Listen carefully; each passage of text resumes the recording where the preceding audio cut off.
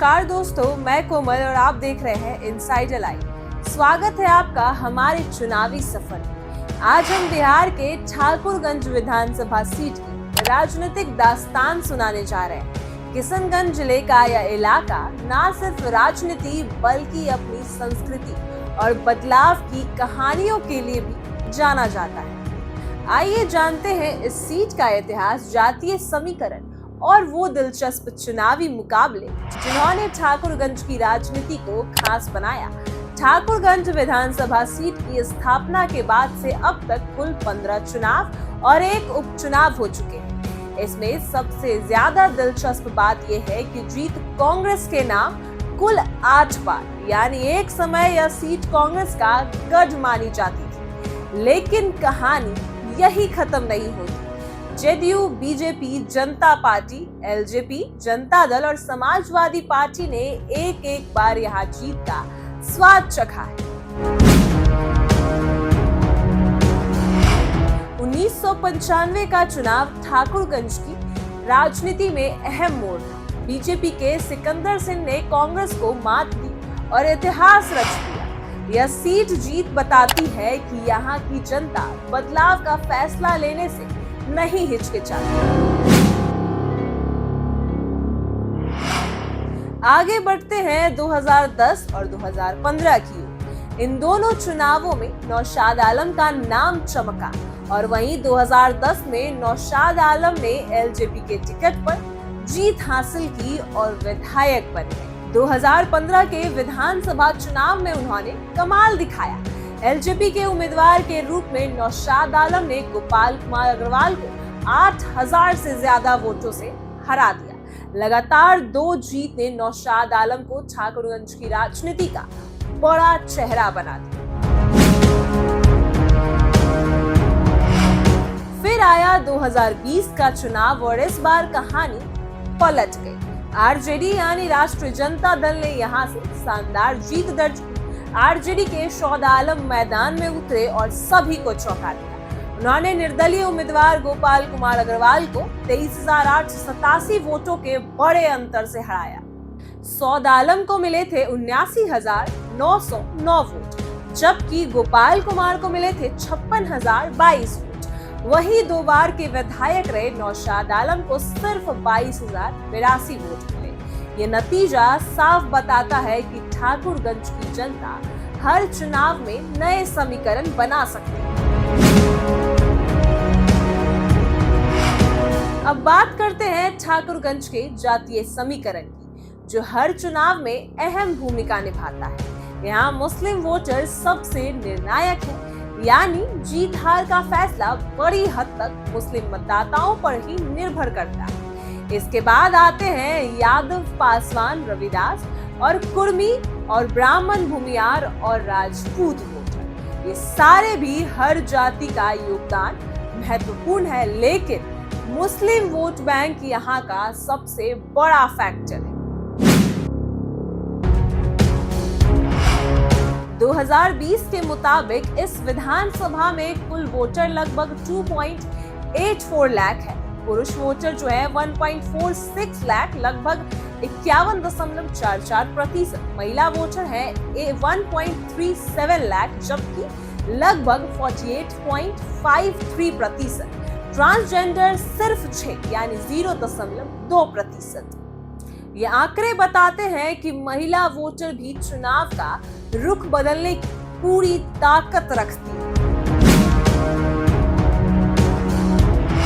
ठाकुरगंज की जमीन उपजाऊ है और यहाँ लोग खेती बाड़ी करते हैं। धान हो, मक्का और सब्जियां यहाँ की मुख्य फसलें हैं। लेकिन विकास की रफ्तार अब भी थी।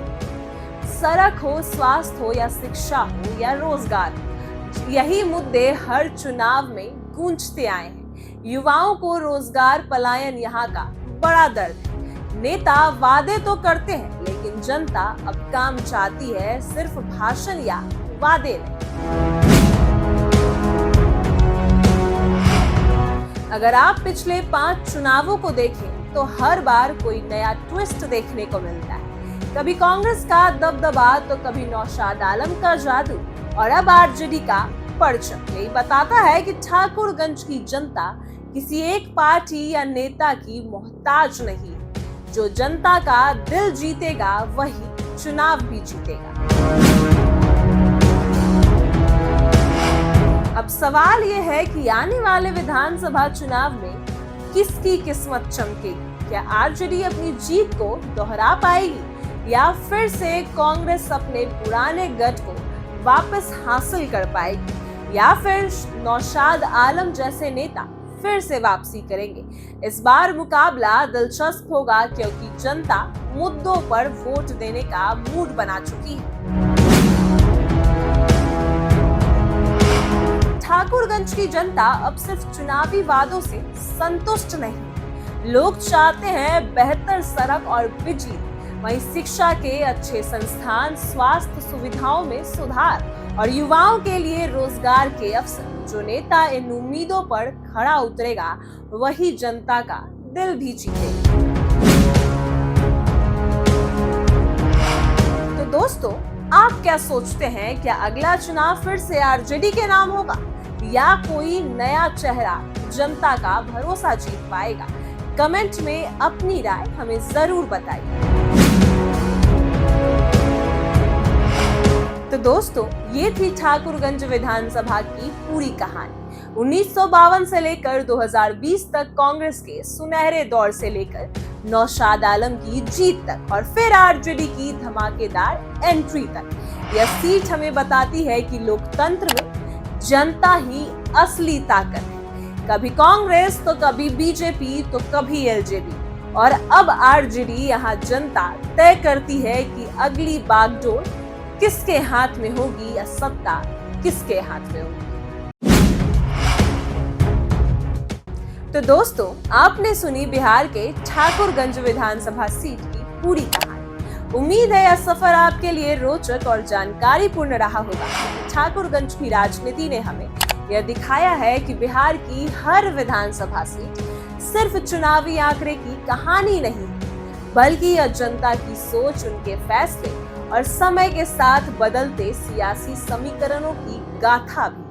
ठाकुरगंज की तरह ही बिहार की राजनीति में कई और विधानसभा सीटें हैं जिनका अपना अलग महत्व है, अपनी अलग पहचान। इसमें से एक है किशनगंज विधानसभा सीट। अब हमारी अगली यात्रा का अगला पड़ाव वही होगा।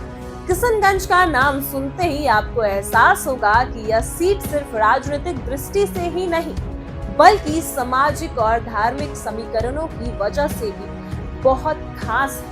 बिहार की राजनीति में इस सीट को अलग पहचान मिली है। यहाँ की जनसंख्या संरचना, यहाँ के नेताओं का इतिहास और यहाँ के चुनावी परिणाम हमेशा चर्चा में रहे। तो दोस्तों, बहादुरगंज और ठाकुरगंज की कहानी आपने सुनी।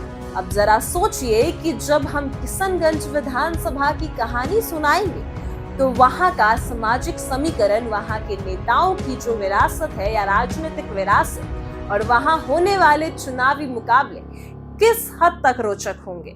किशनगंज का इतिहास बताता है कि यहाँ हर चुनाव में मुकाबला दिलचस्प रहा है। कभी एक पार्टी का दबदबा तो कभी दूसरे का, कभी कोई नया चेहरा उभर कर सामने आता है तो कभी पुराने नेता वापसी करते हैं। यही बदलाव इस सीट को बाकी सीटों से अलग बनाते हैं। हम आपको किशनगंज के पहले चुनाव से लेकर अब तक का पूरा सफर बताएंगे। कौन नेता किस दौर में छाए रहे, किसने जनता ने नकार दिया और किन मुद्दों ने आज चुनावी नतीजों को प्रभावित किया, ये सब हम आपको विस्तार से बताएंगे। साथ ही किशनगंज की जातीय और धार्मिक समीकरणों का विश्लेषण करेंगे ताकि आपको साफ समझ आए कि यहाँ किस वर्ग और समुदाय की निर्णायक भूमिका रहती है। दोस्तों, राजनीति सिर्फ सत्ता की लड़ाई नहीं, बल्कि जनता की उम्मीदों की परछाई है। ठाकुरगंज की कहानी आपने सुन ली और अब किशनगंज की बारी है। इस कहानी में आपको राजनीति का एक और नया रंग और एक और नया संघर्ष और एक और नया चेहरा देखने को मिलेगा, जिसमें हम आपको और भी बहुत कुछ बताएंगे। तो अगर आपको ठाकुरगंज की कहानी रोचक लगी तो यकीन मानिए किशनगंज की कहानी उससे भी ज्यादा दिलचस्प होगी। आपसे एक छोटा सा अनुरोध है कि हमारे साथ जुड़े रहिए। अगर आपने अभी तक हमारे चैनल को सब्सक्राइब नहीं किया तो तुरंत कर लीजिए। साथ ही बेल आइकन दबाना बिल्कुल मत भूलिए, ताकि जैसे ही हम किशनगंज विधानसभा सीट की पूरी कहानी, पूरी दास्तान लेकर आए तो नोटिफिकेशन सबसे पहले आपके पास पहुंचे। इस वीडियो को अपने दोस्त और परिवार वालों के साथ शेयर जरूर करें, ताकि वे भी बिहार की राजनीति के इस सफर का हिस्सा बन सके और समझ सके। याद रखिए, यह कहानी सिर्फ आंकड़े ही नहीं, बल्कि लोकतंत्र के असली अर्थ को समझाने का जरिया भी है। तो दोस्तों, अगला पड़ाव है किशनगंज विधानसभा सीट, वहां की राजनीति के रंग ढंग, वहां के नेताओं की कहानियां और वहां के जनता के फैसले। सब कुछ आपको अगले वीडियो में पूरे विस्तार के साथ मिलेगा। मिलते हैं बहुत जल्द किशनगंज विधानसभा सीट की पूरी कहानी और पूरी दास्तान के साथ। तब तक देखते रहिए, सीखते रहिए और जुड़े रहिए बिहार की राजनीति की इस रोचक यात्रा में हमारे साथ। धन्यवाद।